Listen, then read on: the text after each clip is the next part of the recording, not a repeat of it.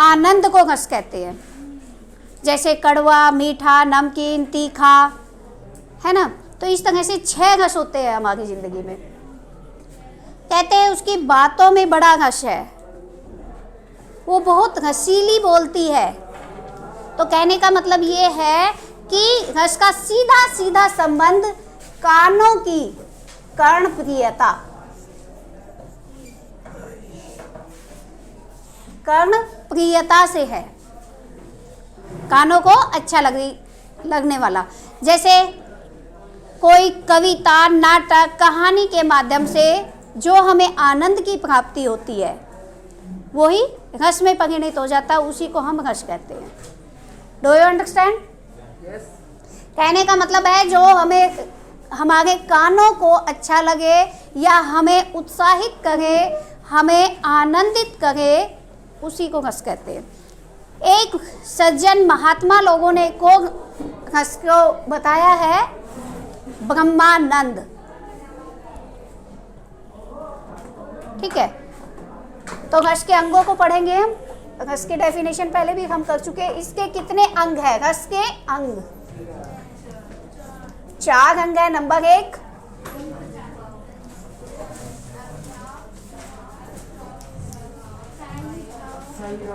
1 स्थाई भाव, दूसरा विभाव, अनुभाव और संचारी भाव।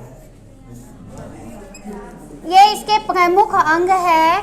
जब तक हमें इनके बारे में नहीं पता चलता है हम रस को नहीं समझ पाएंगे। स्थायी भाव क्या होते हैं? सुषुप्ता अवस्था में रहने वाले भाव,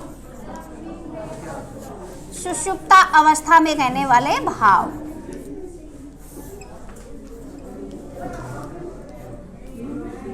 हमेशा रहने वाले भाव।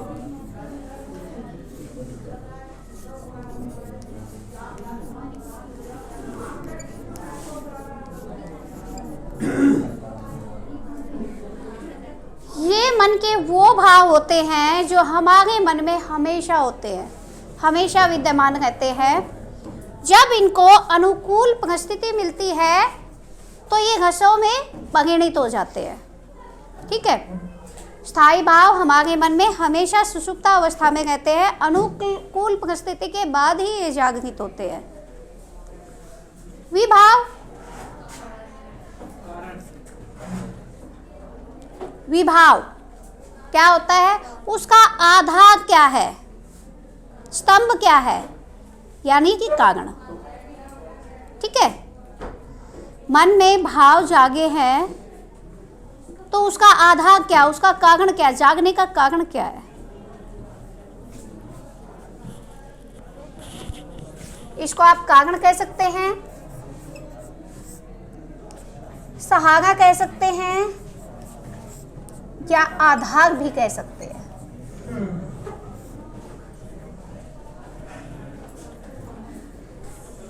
ठीक है,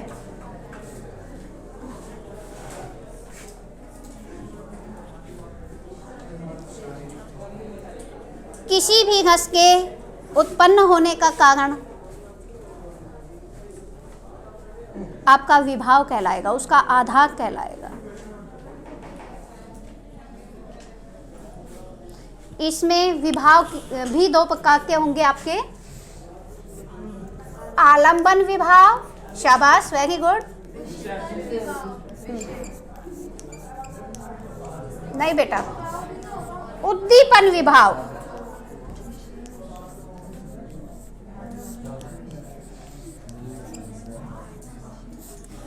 आलंबन विभाव और उद्दीपन विभाव, ये बिंदु दिखाई नहीं देंगे आपको। अब ये पता होना चाहिए आलंबन क्या होता है और उद्दीपन क्या होता है। ठीक है, ये आलंबन ही आपका आधार होता है। ठीक है, ये आप यहाँ से बैठक अगर यहाँ पे लिखो तो ज़्यादा सही रहेगा। ये होता है आपका आधार। कारण तो ठीक है आपका, कारण, आधार या शाखा, जैसा कि मैंने बताया विभाव का मतलब ही यही है। तो आलंबन उसका मुख्य आधार क्या है, और उद्दीपन, उद्दीपन का मतलब क्या है? हाँ बिल्कुल ठीक है, तेज करना या तीव्र करना या उद्दीप्त करना। उद्दीप्त करने का मतलब भी वही बात हो जाती है, तेज करना। ठीक है, ये बिंदु नहीं है, बोर्ड में ही है। हमारे मन में जो भाव है उसको तेज करने का कारण क्या है? विद एग्जाम्पल आपको समझाऊंगी मैं। आलंबन विभाव के भी दो भेद होते हैं, आश्रय और विषय।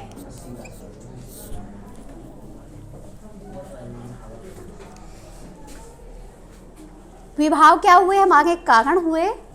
उसके बाद आलंबन विभाव, जो भाव जागे है उसका आधार क्या है।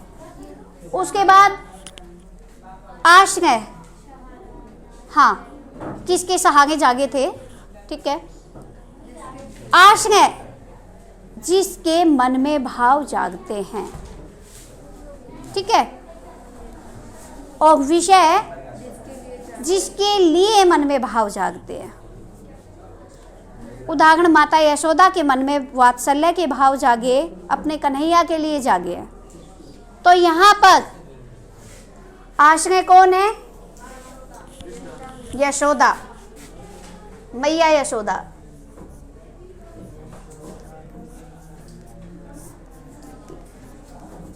यशोदा मैया। और विषय कौन है? कन्हैया जी। क्योंकि वात्सल्य जागा, माँ के मन में जागा, यशोदा के मन में जागा। किसके लिए जागा? कन्हैया के लिए जागा। समझ में आ गया? आश्रय क्या होता है, विषय क्या होता है? आश्रय जिसके मन में भाव जागते हैं और विषय जिसके लिए भाव जागते हैं। अब आगे बढ़िए, इसी उदाहरण को हम आगे भी बढ़ाएंगे। अनुभाव,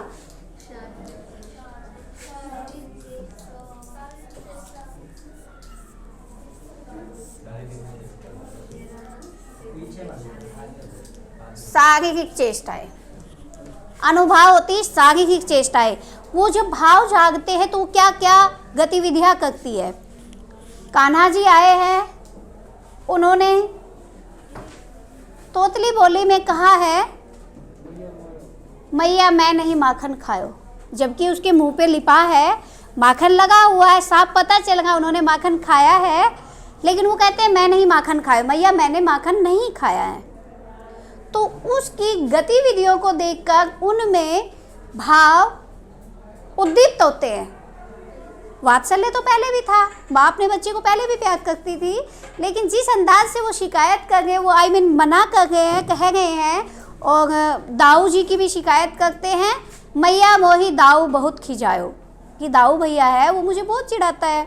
तो वो उनकी जो गतिविधियाँ हैं उनको देख के उनमें प्यार और ज़्यादा उमड़ पड़ता है, उद्दीप्त हो जाता है, तेज हो जाता है।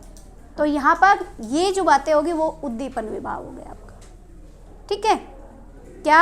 उनकी शिकायत करने का अंदाज, उनके तोतली बोली में बोलना, ये सब उसके उद्दीपन विभाव में आ गया, ठीक है। अब उसके बाद क्या होता है? शारीरिक चेष्टाएं, अनुभाव। जब वो शिकायत करते हैं तो माँ उसको उठाती है, सीने से लगाती है, पुचकारती है, प्यार करती है, उसको चूमती है, क्योंकि उनको जैसे तुतला के वो शिकायत करता है तो उनको बहुत प्यारा लगता है, इसलिए वो उनको प्यार करती है। तो ये सब आपके आ गए अनुभाव, प्यार करना, पुचकारना, सीने से लगाना, ठीक है। ये आपके आ गए अनुभाव में। समझ में आ गया अब अनुभाव क्या होता है? शारीरिक चेष्टाएं। कन्हैया ने शिकायत की मैया यशोदा से, ठीक है।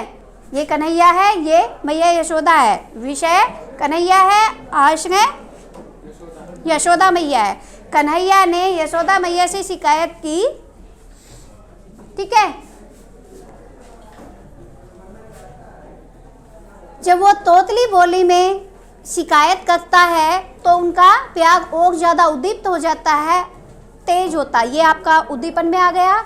उसके बाद मैया यशोदा उसको प्यार करती है, सीने से लगाती है, उसको चूमती है। ठीक है, ये आपका अनुभाव में आ गया। संचारी भाव क्या होते हैं? क्षणिक भाव कह सकते हो आप इसको।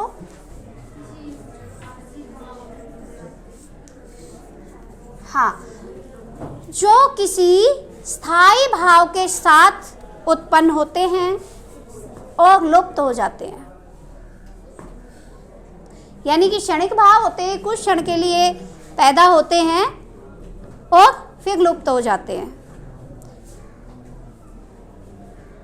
जैसे माखन चोरी के कारण मैया यशोदा ने कन्हैया को डांटा, तो छड़ी उठाकर उनको मारने के लिए दौड़ती है। लेकिन जैसे ही कन्हैया रोने की एक्टिंग करते हैं तो उनका वात्सल्य उमड़ पड़ता है, तो वो क्रोध को भूल जाती है और उनको प्यार करने लगती है। समझ में आया? जैसे कोई बच्चा हरकत करता है और टीचर को भी गुस्सा आ जाता है, उसको मारती है, तो ये तो है नहीं कि उसको पूरा दिन ही मारती रहूंगी, है ना। थोड़ी देर डांट के फटका के फिर शांत हो जाता। तो इसका मतलब ये है, संचारी भाव ये होता है जो कुछ क्षण के लिए पैदा होता है और उसके बाद वो लुप्त हो जाता है, उसका अपना कोई अस्तित्व नहीं है। वो स्थायी भाव, किसी भी स्थायी भाव के साथ में उत्पन्न होता है। इसीलिए इसको व्याभिचारी भाव भी कहते हैं। इसीलिए इसको व्याभिचारी भाव भी कहते हैं, क्योंकि वो किसी भी स्थायी भाव के उत्पन्न होते हैं, साथ में उत्पन्न होते हैं और उसके बाद लुप्त हो जाते हैं।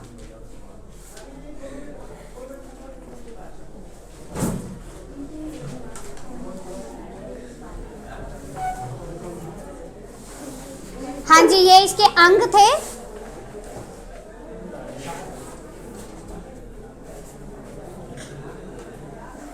मिक्स अप कर देना, ऑन कर दिया, ऑन कर दिया, एक साथ कर दिया।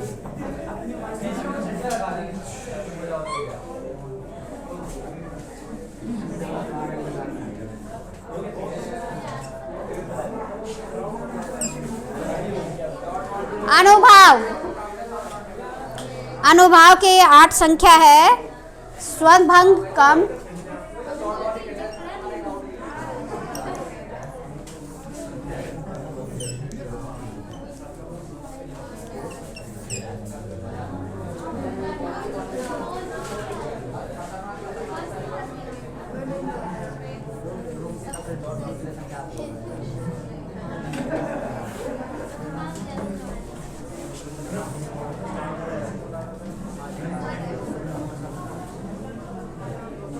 विवर्णता और अश्रु मूर्छा।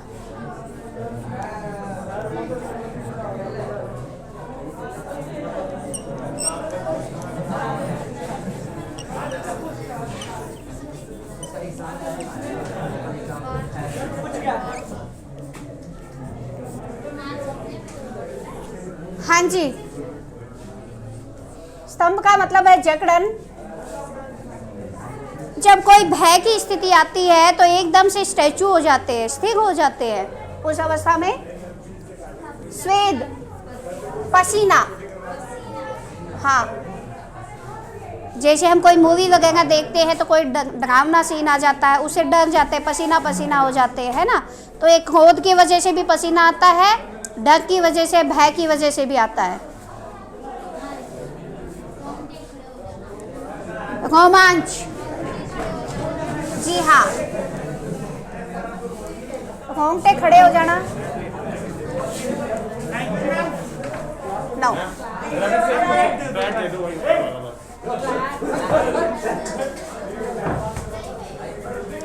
स्वर बदलना,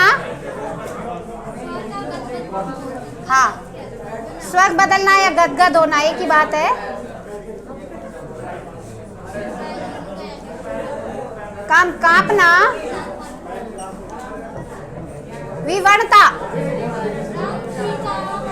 रंग फीका होना, हाँ, हवाइया उड़ना भी हो सकता है, बिल्कुल ठीक, हाँ, अश्रु आंसू,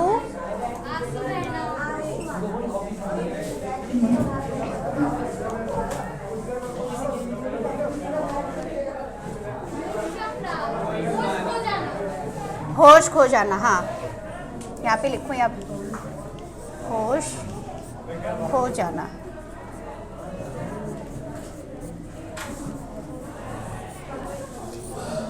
ये आपके सारे अनुभवों की संख्या हो गई।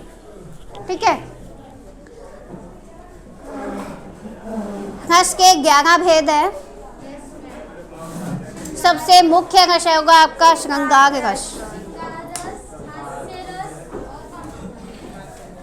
एक मिनट।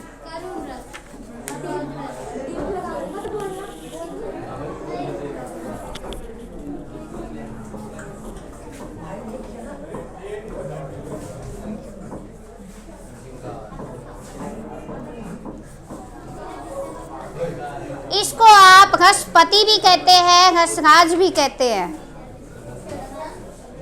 इसके भी 2 भेद हैं।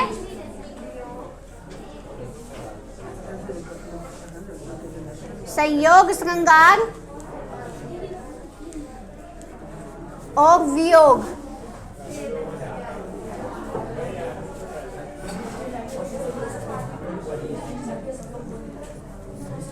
अब ये संयोग श्रृंगार कहाँ होता है और वियोग श्रृंगार कहाँ होता है? जब नायक नायिका के मिलन की अवस्था होती है वहाँ पर संयोग रस होता है, और बिछड़ने की अवस्था होती है वहाँ पर वियोग रस होता है। मैं आपको उदाहरण बता रही हूँ।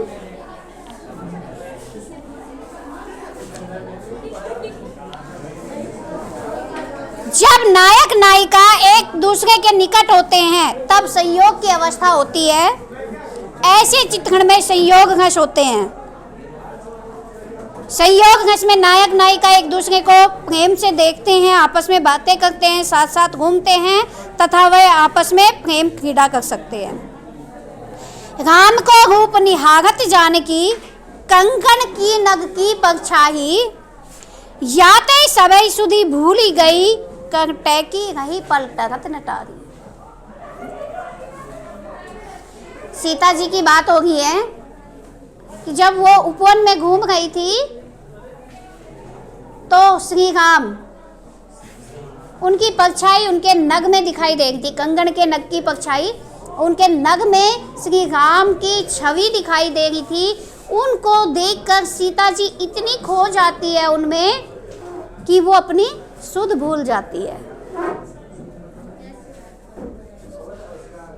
तो इन लाइनों से देख के पता चल रहा है प्रेम की अवस्था है। तो स्थाई भाव क्या होगा इसका? स्थाई भाव हो गया आपका रति, यानी कि प्रेम।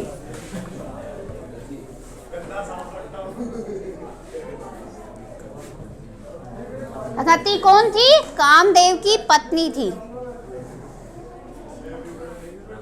तो इसीलिए श्रृंगार रस का स्थायी भाव यहाँ रति होगा। ये आपको हमेशा याद रखना है। हाँ, श्रृंगार रस में रति ही होगा। अब वो चाहे संयोग रस में हो या वियोग रस में हो। 2 पार्ट्स बताए हैं। अब एक वियोग रस का भी उदाहरण दे दीजिए। पहले इसी को देखिए। हाँ जी, जो मैंने अभी उदाहरण दिया आपको, राम को रूप निहारत जानकी, कंगन की नक्की परछाई, याते सभी सुधी भूली गई, टैकी रही पल रत्न तारी। उसकी पलकें झुकाए से भी नहीं झुक रही है, एक टक वो उसको निहार गई है। तो इसमें स्थाई भाव आपको बताया रति है। आश्रय कौन है? राम है। आश्रय यहाँ पर राम है। विषय कौन है? जिसके मन में भाव जागे। किसके मन में भाव जागे? सीता के मन में भाव जागे। किसके लिए जागे? राम के लिए जागे। इसलिए यहाँ पर आश्रय जो हो गया वो राम हो गया,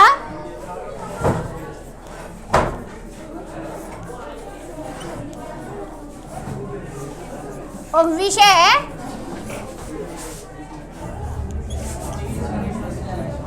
सीता मैया। क्या होगा?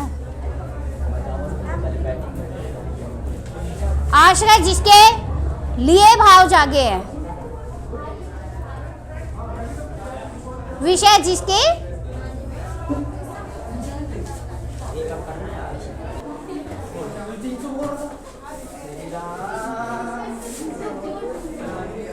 यहाँ पे इसमें आपकी बुक में गड़बड़ हो गई है।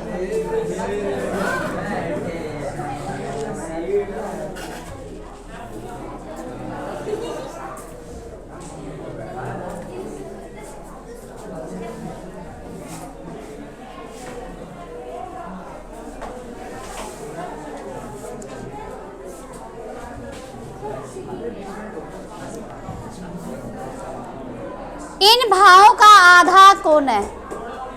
श्री राम जी है ना। उद्दीपन कंगन में उसकी परछाई, आश्रय यहाँ सीता है बेटा, क्योंकि सीता के मन में भाव जाग रहे हैं। किसके लिए जाग रहे हैं? राम के लिए जाग रहे हैं, राम के लिए जाग रहे हैं। आधार क्या है? आलम्बन में फिर से राम आएंगे। आलम्बन में आप अपनी बुक में ठीक कर लेना, बुक में मिस्टेक है बेटा, इसमें उल्टा दिखा रखा है। इसमें आलम्बन श्री राम होंगे, उद्दीपन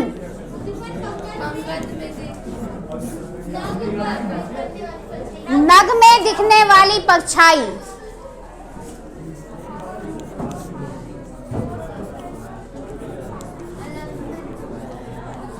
और सीता का शशि मुख।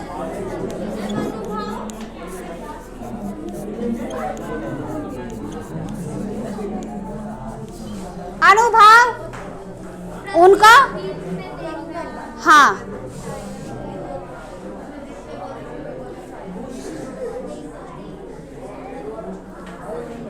उनकी आंखें एकदम स्थिर हो जाना, क्योंकि वो नग में जब देख रही है तो एक टक भाव से देख रही है, तो उनका आंखें स्थिर हो जाना। नहीं, अनुभव बेटा, शारीरिक चेष्टाएं, इसीलिए मैंने तो लिखा भी है। अनुभव से नहीं समझोगे, चेष्टाओं से समझ जाओगे।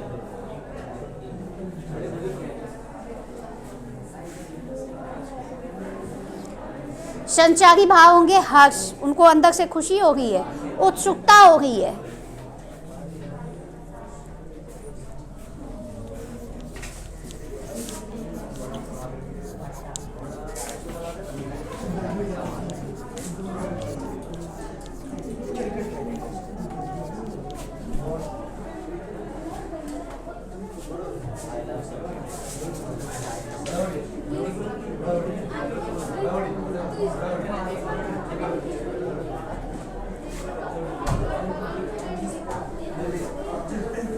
अनुभव यहाँ पे लिख देती हूँ।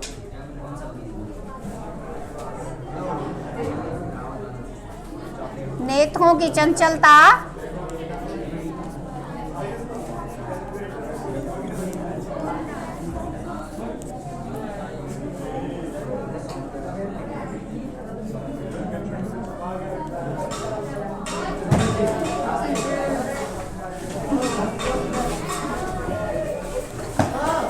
स्थिरता,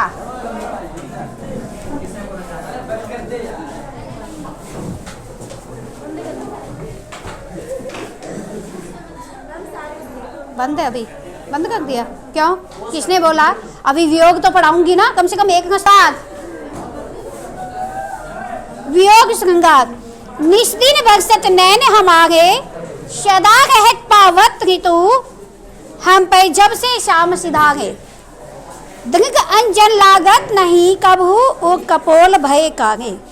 ये श्री कृष्ण जी के लिए कह रही है गोपियां कि श्री कृष्ण जी जब से हमें छोड़कर मथुरा गए हैं, तब से हम पर तो हमेशा पावस ऋतु रहती है। पावस ऋतु मतलब बरसात की ऋतु रहती है, अर्थात हमारी आंखें हमेशा बरसती ही रहती है, आंखों से आंसू बरसते ही रहते हैं, इसलिए हमारे ऊपर तो हमेशा पावस ऋतु ही रहती है। दृग अंजन लागत नहीं कभू और कपोल भय कागे, आंखों में अंजन यानी कि आंखों में जो काजल लगाती है वो आंखों में लगता ही नहीं है, वो बह के आंसुओं की जगह बह के हमारी छाती और गाल काले हो जाते हैं। इसका मतलब कौन सा रस है इसमें? वियोग रस।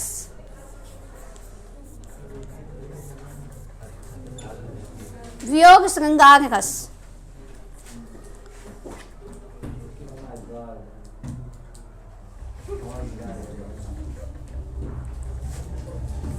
स्थाई भाव क्या हुआ? स्थाई भाव रति ऑब्वियसली, क्योंकि श्रृंगार है, इसमें हो गया रति। आश्रय कौन है बताइए?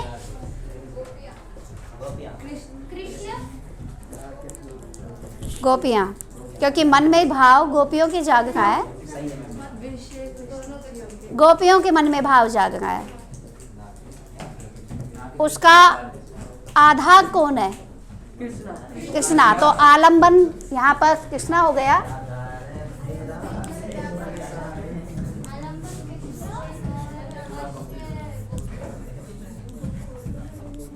आश्रय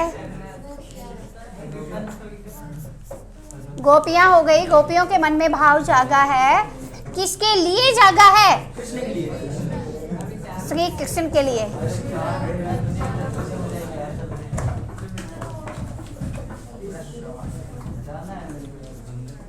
श्री कृष्ण के लिए जागा है। अनुभाव क्या है इसमें? अनुभाव गोपियों का रोना। गोपियां रो गई है तभी तो उनकी आंखों में काजल नहीं ठहरता, तभी तो वो सागा बह के गाल और छाती काली हो जाती है। सागा आंसुओं के जगह काजल बह जाता है। संचारी भाव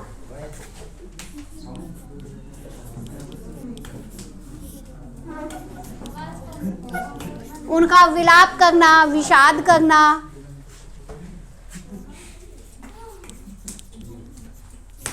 विषाद, विलाप, आलाप कुछ भी लिख सकते हो आप।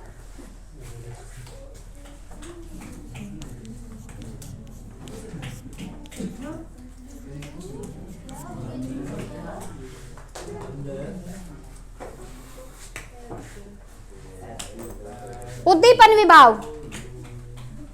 उद्दीपन क्या है? उद्दीपन विभाव पावस ऋतु। हाँ,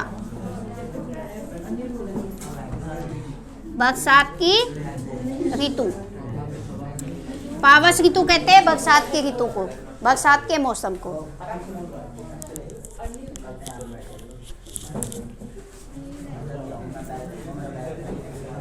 गोपियां हो गई है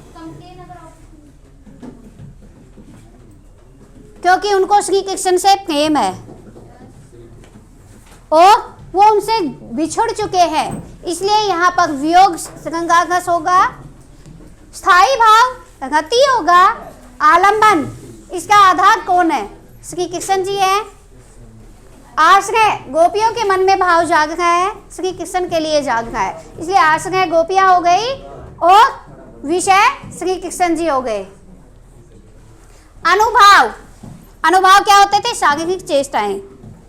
ठीक है, तो शारीरिक चेष्टा इसमें क्या करते हैं? गोपियों का रोना, उनका रोना, विलाप करना वगैरह। संचारी भाव विषाद और आवेग। उद्दीपन विभाव किसकी वजह से उद्दीप्त हुए? क्योंकि बरसात की ऋतु है, उनको देखकर उनको श्री कृष्ण की, अपने प्रियतम की ज्यादा याद आ गई है, इस वजह से उसमें बरसात की ऋतु यहाँ उद्दीपन का काम कर रही है। उद्दीपन विभाव हो गया आपका बरसात की ऋतु।